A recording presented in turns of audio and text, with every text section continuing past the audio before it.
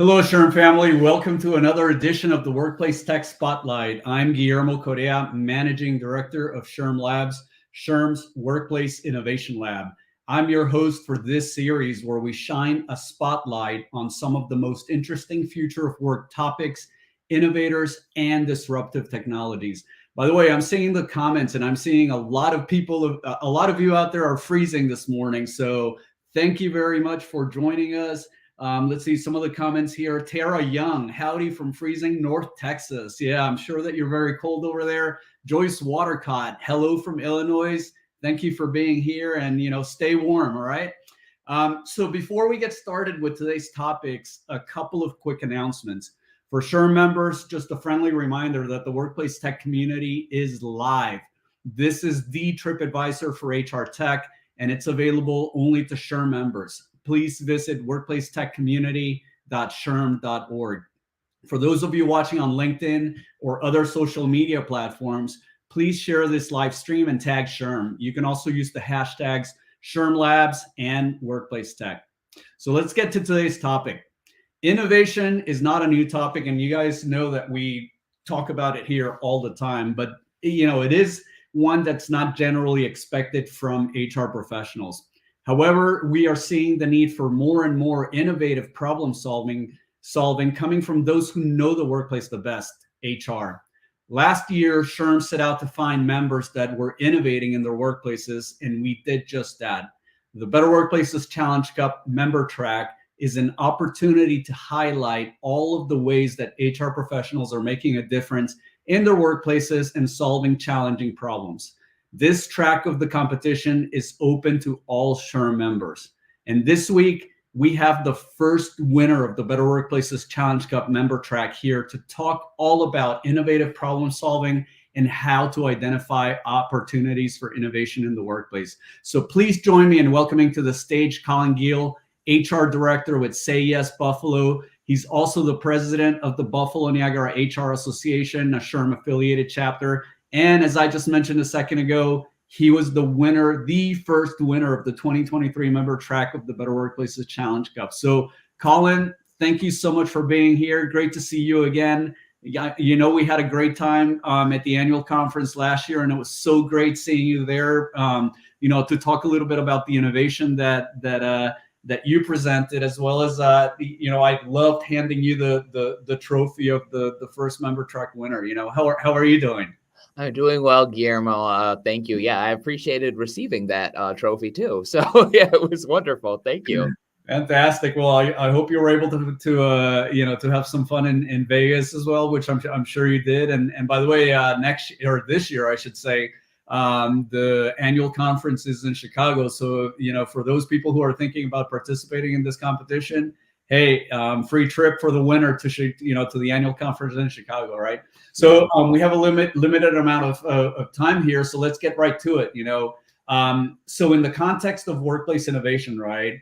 Could you share a specific example or initiative where HR played a pivotal role in driving positive change within Say Yes Buffalo? And maybe you can talk about exactly what you submitted last year, for the competition.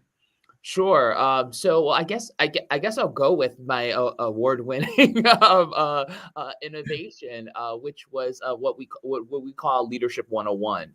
Basically, I was given a charge when I started at Say Yes Buffalo. I was actually in a half-time capacity doing HR work for Say Yes when I first got here, and our CEO said to me, he's like, we really believe in professional development here at Say Yes, but we're a nonprofit, so we didn't have a lot of money, but there was some money invested in it, in professional development. And so he's like, we really, they had an emerging leaders program that existed. And it was led by someone who was already in the organization, but it didn't really quite have a theme to it. I think people had other jobs, so they were trying to sort of pull this together. I think they did fairly well, but it was given to me, and I was going to started working on it, and then a new HR role half-time. I was running out of time, and then COVID hit, so that was a thing too. So finally, basically, what happened was I sat down one day when I was working from home remotely during the pandemic, like serious times of the pandemic, and I developed this program, this leadership development program for emerging leaders in the organization, and I coined it Leadership 101. And so I don't know if you want, I don't know if you're going to ask me questions about the details or please, okay. because I'm sure that your fellow HR colleagues out there would love to hear some details around what it is that you implemented and the results that you ended up getting from it. Sure, absolutely. So basically, I had been in the organization probably about a year and a half when I started developing Leadership 101. And it was really helpful for me because what I was able to do was really see what people needed, especially leaders in the organization. We're really big about promoting. So we had promoted some people into roles, and specifically like supervisory roles. And I did a lot of trainings with them or one-on-one coaching. And so I basically was like, well, what was I doing during these one-on-one coaching sessions? What is it that they needed? So really what I did was I developed sort of 6 core areas of leadership. And I also want to sort of get into concepts about like how to become an inspirational leader, developing a successful team, developing a diverse team, because diversity, equity, and inclusion is so big in the workplace. And at Say Yes, we use racial equity and inclusion. That is embedded in what we do here. And then things like supervision, boundaries, which was one of the things that was super important because we have sort of, I always say that people at Say Yes Buffalo, they sort of grew up together.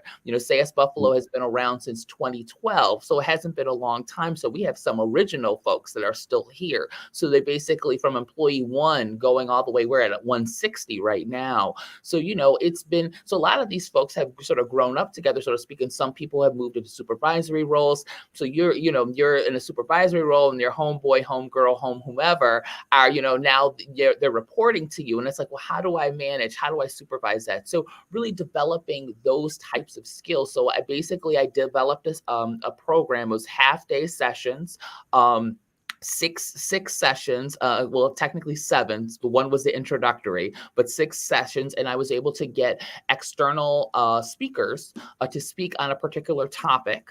And then I also paired it with a leadership development training, because we had a learning management system called Relias. And I was able to do that. And I also, the budget that I had, I did not have a very big budget, but the budget I did have, I was able to talk to and convince my job coach from like 2010, and she does Leadership 360 assessments. Mm-hmm. And so I said, would you please do this? And and this is what I told her, I said, this is what I have in the budget. Are you able to do it? And she said, I'll do it for you, Colin. So we were able to do that. And then also we had some amazing speakers who, are really, big in their field, here in the Buffalo, Niagara area. And they all did it for free because they were all, I was like, listen, I don't have any money. Can I, do favors and things like that? And they were really wonderful. So I was able to do this really on a nonprofit budget. And as a result, we had 16 people in that first cohort. 8 of them received either an internal promotion or what we call an external promotion, where they left the organization to take a position that was sort of higher up in another organization. Fantastic. You know what I love about what you just talked about, right? And I'm sure that a lot of your HR colleagues out there are gonna or can empathize with you is the limited resources that HR sometimes finds themselves with, right? And this is, like what you just talked about is a perfect example of how you as an HR leader, you have to figure out how to innovate, right? With the limited resources or whatever that might be, right? Whether you're an HR department of 1, you have a small HR department, you have budget, or in some cases, as it happened in 2023, right? All of a sudden you see your budget get cut, right? Phenomenal example. And, I'm sure that the audience out there probably got, some great insights, right? And hopefully it jogs their mind as to, to start thinking in different ways. So, as the winner of the Better Workplaces Challenge Cup, the member track, is there anything else you can elaborate on as far as, innovative ideas that have contributed to your success, or, how these practices can be applied by other HR professionals? Well, one of the things that I think is really important is that HR, if you can, and I don't know what other people, where people are coming from, large companies, small companies, whatever, but HR has a seat at the senior management table here at Say Yes Buffalo, because our CEO really believes that HR is one of the foundations of the organization. And so being able to be there, and people really look to me as sort of an expert on things, and sometimes they'll come up with some wild ideas about, oh, we should have our staff do blah, blah, blah. And so then I'll say, well, here are some things you might want to consider. Because I always do, I don't tell people what to do. I give strong recommendations. So I'll say, I strongly recommend you may want to think about a couple of different other options. So first of all, having respect in the organization or a company is really important. But if you don't have that, because I recognize that I have a privileged position, because not a lot of people have the same type of sort of view in their organization or their company. But I think just really identifying key influencers in the organization, because there's that positional power and there's the influential power. Sometimes sometimes someone has both, but sometimes it's not really about sort of the CEO, it's about the executive assistant, because they really have the influence. So it's like, you want to get those people who really have influence with the decision makers in the organization, and you want to be able to sort of identify them, have relationships, and have it be true. Don't just do it just to sort of do it. Really sort of develop these relationships with people, and then you're able to really implement things much easier. Because one of the things is that we've had some unpopular policies here. We're very employee focused. So people sometimes it's unpopular, but a lot of times it's really just more about developing a little bit more structure. But I am one of those people that I'm very transparent. Transparency is one of our core values here at Say Yes Buffalo.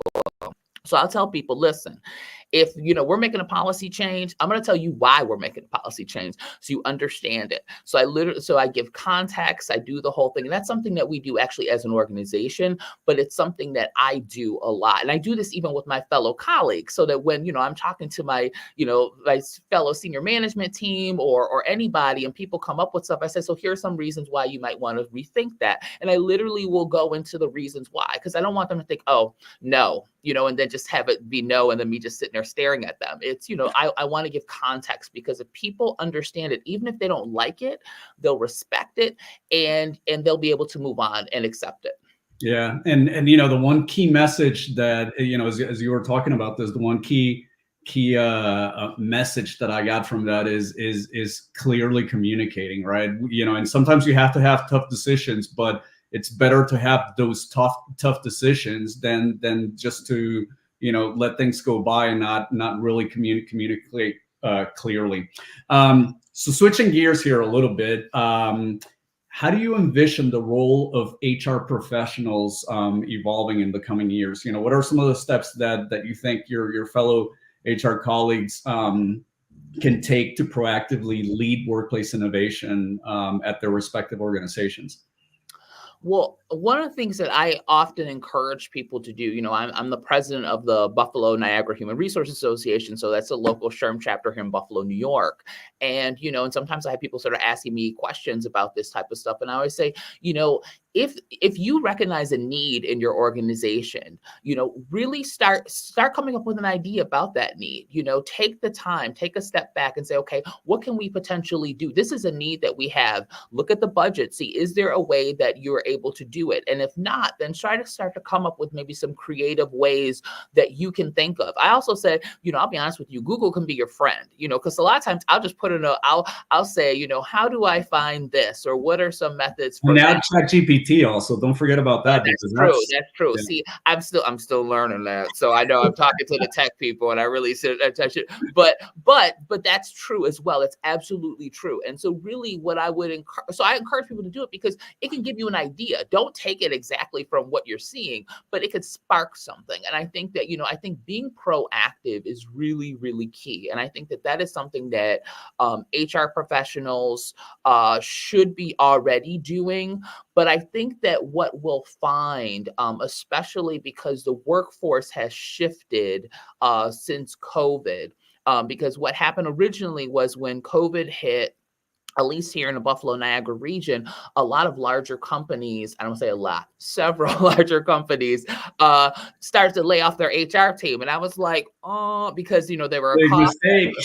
Right. And I was like, this is not the time to do it. And then, of course, they did. We had a whole bunch of HR professionals who lost their jobs, and then they were trying to scramble. And then what happened was, of course, a few months later, they're calling people back or trying to get people back or whatever. And it just sort of was a mess. And so I think what it was that I think companies really started to realize how important and how key HR is in their business function. So I do think that is going to continue, because since the pandemic, we have much more, we're talking openly about mental health issues and things like that. So you need somebody in HR to really help to manage these types of things. So I do think that people are going to rely more on HR and give HR more respect instead of sort of seeing it as quote unquote personnel or anything like that. But I think that if my fellow HR professionals who are on or listening or watching, if you can really start thinking about sort of innovative ways or things that that your organization or your company needs or your department needs or whatever, and you start doing that, coming with those ideas already, you're ready to hit the ground running. And even if the company hasn't signed on yet, if you start making if you start doing something for people and they see sort of the success, especially if it's positive to the team, they're going to say, oh, we're going to throw some money your way, or they could do that.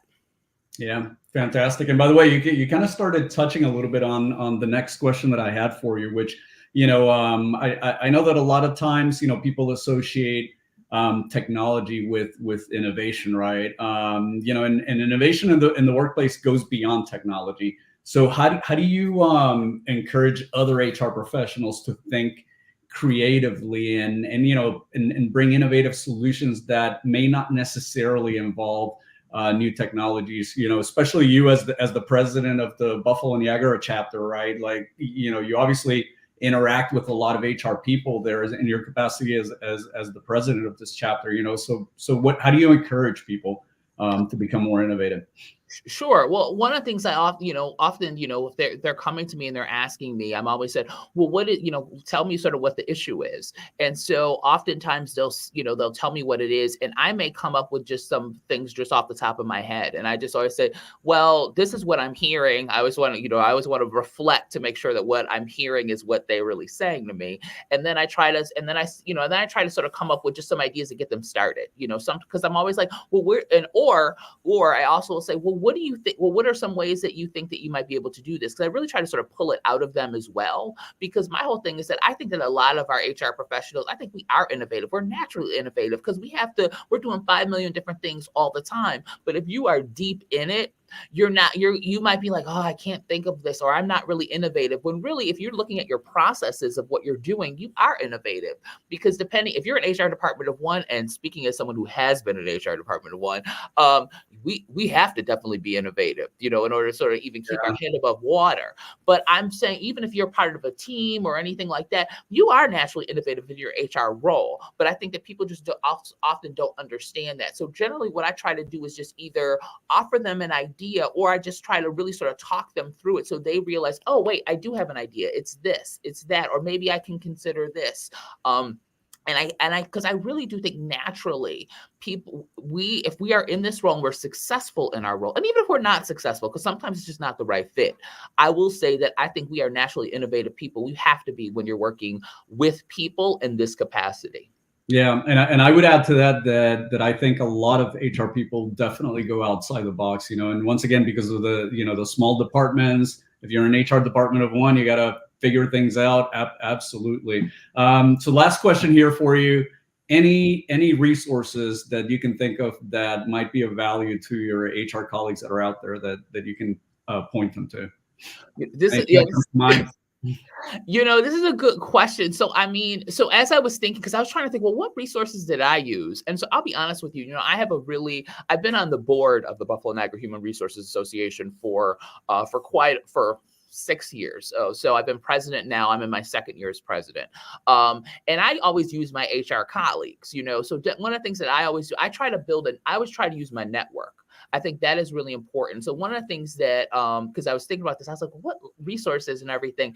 And I was like, you know what I use, I always just use my network. If I really have a question about something, I'll throw it out on LinkedIn.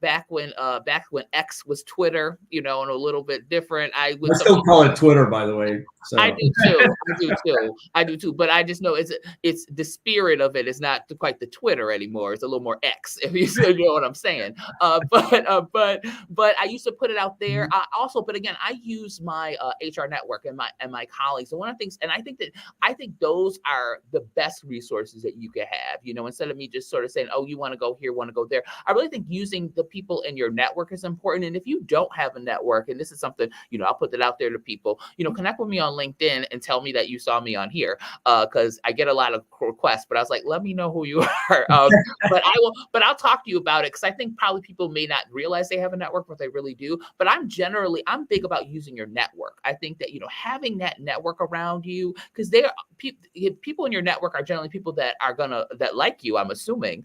So they want you to be successful, and they will help you.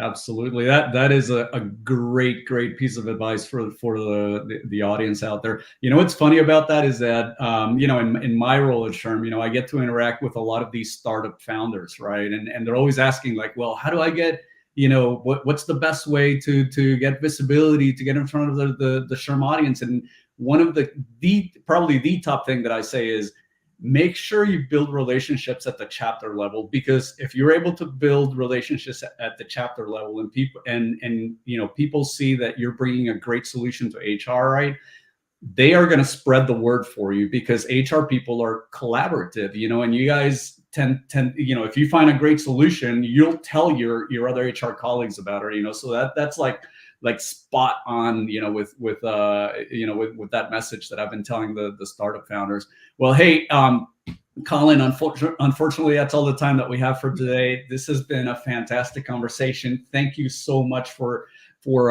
joining us, and I hope you enjoyed it, and hopefully we'll see you at the annual conference in Chicago again this year. Yeah, thank you so much, Guillermo. I appreciate it. Fantastic. And for everyone else out there, we hope you enjoyed it as well. And, one key piece of advice for everyone in HR out there, start thinking of yourself as the person at your organization that is best equipped to lead workplace innovation. Once again, also, if you're a SHRM member that has found innovative ways to solve HR problems, we highly, highly encourage you to apply to the member track of the Better Workplaces Challenge Cup. Thank you all for tuning into the SHRM Labs Workplace Tech Spotlight. If you enjoy this live stream, please share it using the hashtags SHRM Labs, Workplace Tech, and SHRM. Visit us at shrmlabs.com to stay up to date, and we'll see you next time. Thank you so much for joining us.